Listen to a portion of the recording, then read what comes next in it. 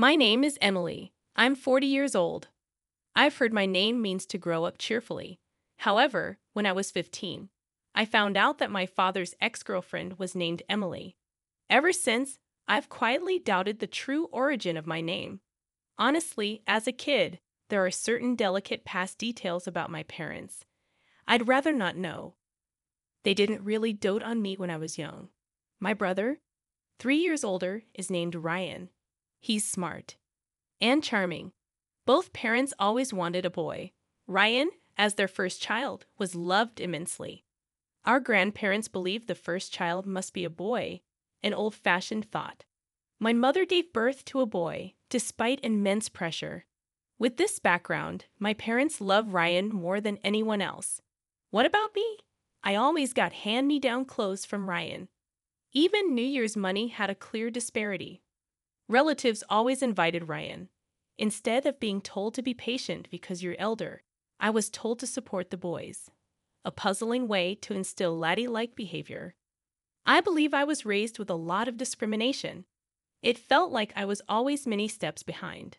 My redeeming feature has always been my carefree nature. My parents said, "You never think about anything." If I thought too much, I might have become dark and resentful towards Ryan. Ryan is Ryan, and I am me. Our family is a bit strange, but that's okay. I decided to accept our family and didn't care about my parents' attitude. No matter the difference in treatment, I am thankful to my parents for raising me. Ren, as we were kids, is still my sibling. Deep down, I couldn't truly hate them. However, that sentiment wavered after a particular incident when I was in my late 20s. My father retired. Both he and my mother, a homemaker, lived on their pension. Shortly after, my mother had a fall, leading to paralysis in her legs. She had to be cared for. With my father retired, I thought he'd be around to help, but I was mistaken. "Hey, Emily, I can't do anything on my own, so come back home." The first thing my father said after a long time was outrageous. "What? That's impossible. If I return, I can't commute to my job." Instead of saying, "You can't do anything. At least try to learn or practice." How dare you talk to your father like that? Just quit your job and come home. Don't you care about your mother? It's not as simple as quitting and returning. My father has always been domineering. He had my mother take care of everything for years. Now that my mother has fallen ill, he's become a helpless man. It seems he's plotting to make me return and take my mother's place. My brother works closer to home. Ask him instead. Why does he only try to use me now? Even though he never cared much for me before. I finally moved out and have been living freely. I never thought I'd give in to him. But for some reason, he started calling my workplace. Because of this, I couldn't concentrate on my job, and my colleagues and boss started to look at me oddly. Due to constant calls, I worked so hard to get this job, which I really wanted. I wanted to continue working there forever, but because of my father's relentless calls, I became stressed, affecting my work. I had no choice but to quit reluctantly. I decided to return home, only to find it in a terrible state. My father, now without a job, seemed to have nothing to do. He became obsessed with horse racing and would spend all his pension. On the day it was paid, he was drinking more than before, and every morning, I'd find empty beer cans and wine glasses all over the table. I had heard that there were some savings set aside for retirement, but the household finances were in shambles. No wonder when I suggested hiring a professional caregiver, my father hesitated. The utility bills were overdue and were paid only when the pension came in. It's a paycheck-to-paycheck situation. At this rate, even when the pension comes in, it'll be gone in no time. I had to use my savings to stabilize our lives initially and then renovate the house to make it wheelchair accessible for my mother. Later, I found a job near home, left my mother in a daytime care service, and dedicated about $2,000 a month to care and living expenses. My savings, which I started accumulating since my first job, seemed to be running out. Despite working, expenses kept mounting. Meanwhile, my father neither worked nor took responsibility, constantly depending on me financially and in my daily life. In a harsh sense, I felt completely leeched on between household chores in the morning, work in the daytime, and caregiving at night. I felt I was reaching my limit. Ideally, I wanted to place my mother in a nursing facility and leave my deadbeat dad to fend for himself. This would mean all the money currently being spent on my father could be saved or used for my own expenses. However, my father vehemently opposed sending my mother to a facility, and she herself seemed to rely only on me, saying, "Why should I go to a facility when you're taking care of me?" I consulted my brother, but as expected, he was indifferent. It was clear that I was the one who had to make sacrifices. And so, I found myself trapped in what felt like a prison called home. 3 years after starting this hellish cohabitation, my brother suddenly contacted me, saying, "My girlfriend is pregnant, so we got married." He then visited with his wife, whom I'd never even met before. Wow, I was looking forward to meeting Ryan's sister, because of the way you talked about her. But she doesn't look anything like you. She's not cute at all. As soon as she sees me, Ryan's wife, Paisley, starts laughing. Needless to say, I felt a strong aversion to her sheer rudeness. Despite it being her first visit, she walks around our home as if she owns the place. She even enters my room without permission, uses my makeup, and then says, "I like this. I'll take it." She even rummages through the cabinet where my mother's jewelry is kept and asks, "How much can you sell 18-karat gold for nowadays?" She seems a little dangerous. She is definitely not a good woman, even though they're married. I think it would be better if they split up. But both my father and mother are only concerned about wanting a grandchild, to the point where they seem clueless. And I can't help but envy them a little. The thought of being related to this woman scared me a bit. My bad. Premonition came true on that very day. But I'm so nervous about raising a child for the first time. I wish someone could help me. Paisley says it sweetly, twirling her hair. "Then you should live here," said my dad, who had been staring at Paisley's chest the whole time, suggesting this with an lecherous look. "Really? Are you sure?" Of course, as my parents, brother, and wife are getting excited about living together, I couldn't help but ask, "What will we do about the lack of rooms?" "You can move out." "What?" My father's words astounded me. "That's a good idea. You should hurry up and leave. Can you move out soon?" It might sound self-praising, but I believe I've been very dutiful to my parents, yet they're so quick to turn their backs on me. Hold on, I can't just be thrown out like this. I've been paying for Mom's caregiving, and I don't even have the money to move. What about Mom's care? I'll give you the money for caregiving or whatever. Thanks to working at a major company, not some small local business like you, I'm not struggling for money.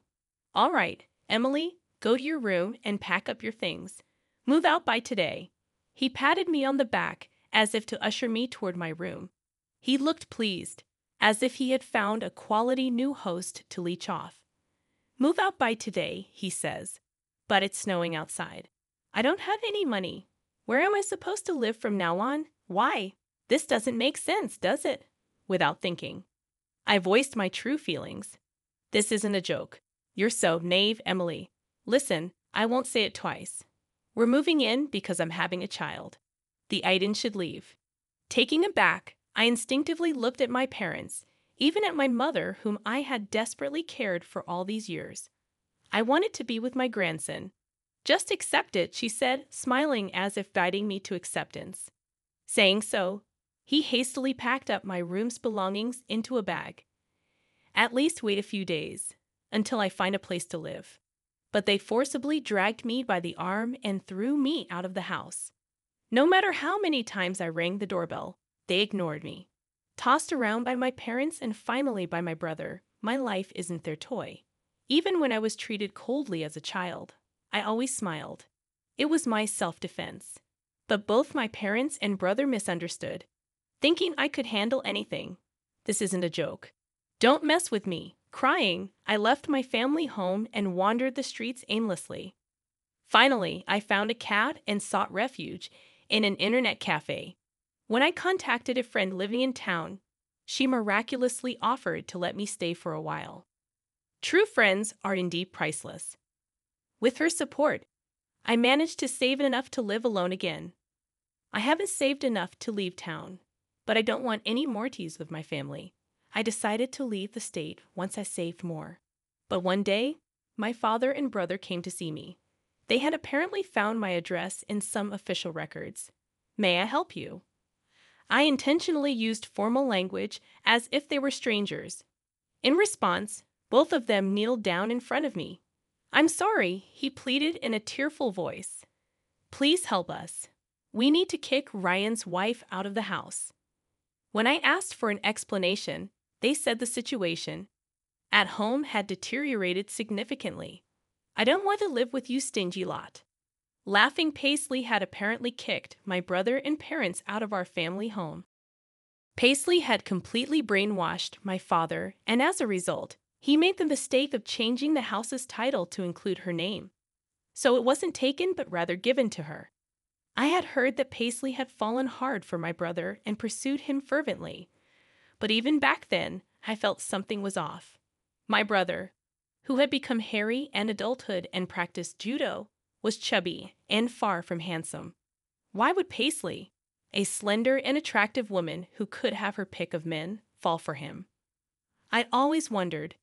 It turned out she was after his money, and she had other men in her life. While the child's father was supposedly my brother, she continued to have affairs even after their marriage. When my brother found out and confronted Paisley, the next day everyone was evicted. Paisley probably sensed that her other relationship would be discovered and cunningly persuaded my father to change the house title. They were also naive. All their plans backfired, and they couldn't even live with the eagerly anticipated grandchild. Moreover, Paisley maxed out my mother's credit card. By the time they realized it, she had already bought electronics and precious metals. I always had a bad feeling about her, so I wasn't very surprised. It was more like I knew it. As far as I'm concerned, I have neither parents nor a brother. Who are you again? At that moment, the faces of my father and brother went pale. Are you going to abandon us too? Your mother can't even get in a wheelchair now. She's bitten. Don't you feel sorry for her after she was kicked out? He shouted. It was you who wanted to be with your grandchild and kicked me out. Mom told me to give up, so I gave up on being part of your family. Isn't it your fault, Dad, for changing the house title? My father was silently grinding his teeth. Wait, Emily. We are family. Let's help each other. My brother extended his hand, but I brushed it off. You ignored my calls when I repeatedly asked for help during Mom's care, and now you're saying this. Well, that's my brother hesitated, looking guilty. My father shouted in his place. Forget about Ryan. Don't you have any gratitude for your parents? Have you forgotten all we did for you, you ungrateful child? Hearing this, I lost my temper, glaring at them with fury. I appreciated what you did for me. Me, which is why I quit the job I loved and returned home. I even spent money and renovated the house to make it comfortable. I put up with so much, yet because of your selfishness, I was kicked out. Do you really expect me to just say thank you? We apologized for that, didn't we? Oh, so apologizing makes everything okay. Well, then I'm sorry too for leaving you guys behind. I apologize. But I won't help since I apologized. You have to forgive me, right? How can you be so cheeky even as a daughter? As my father lunged at me, I quickly defended myself using the self-defense techniques I learned at school. Ouch! He cried out in pain and curled up on the spot. My brother just stared at me, stunned, not even caring about our father. I took the purifying salt that was by the entrance and threw it forcefully at both of them. I wish it would get into their eyes as they screamed and covered their faces. Stop showing me those greedy faces and get out. Saying this, I scattered the salt and kicked them out. People passing by noticed the commotion and stared. Normally, I would have felt embarrassed. but I was too angry to care. Wait, please. We can surely understand each other if we talk it out. We're blood related. Sorry. But I think you guys, my blood relatives, are the ones I can't understand the most.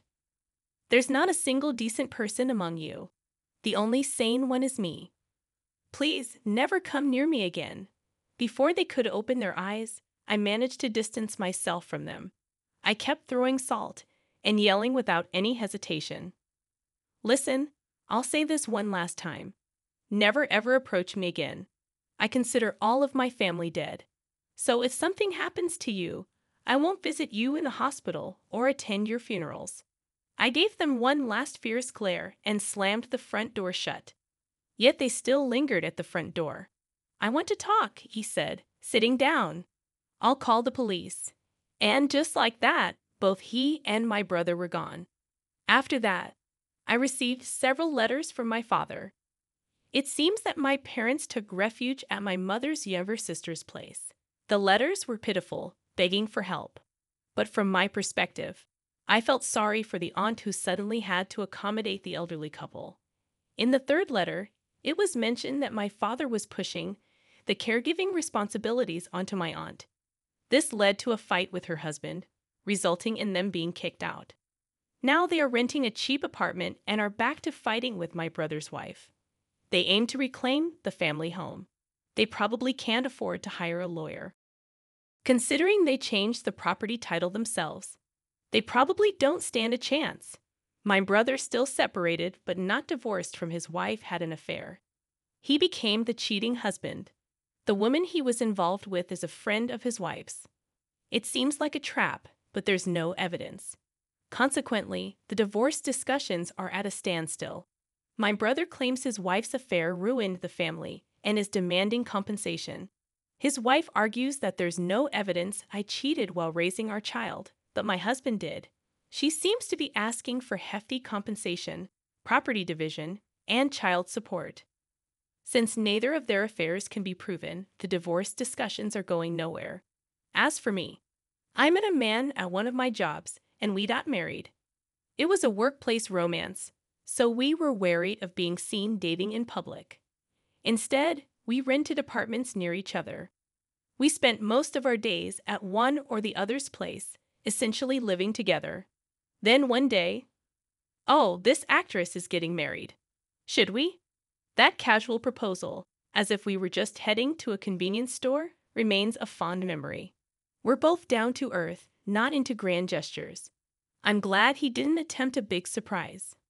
Given that I'm not the type to react much, it might have felt awkward for him. But life is full of surprises. 2 years after getting married, I found out I was pregnant with triplets.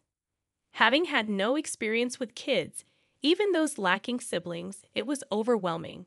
Taking care of one would be hard enough, let alone 3. But with ample support from my husband and his family, we've been managing 1 boy and 2 girls. When I found out, I was determined to love them all equally. However, when I looked at them, such determination was unnecessary. They're all adorable, and it's impossible not to give them mine all. The only challenge is when they all want to hold my hand at the same time. I've turned it into a game. We'll switch after 100 steps. However, kids are fickle. Suddenly, they'd say, I want to hold hands with Daddy today. To the children, it seems both their mom and dad love them equally, which is a joy. I hope to continue building a family where everyone, true to my name, shines brightly in happiness.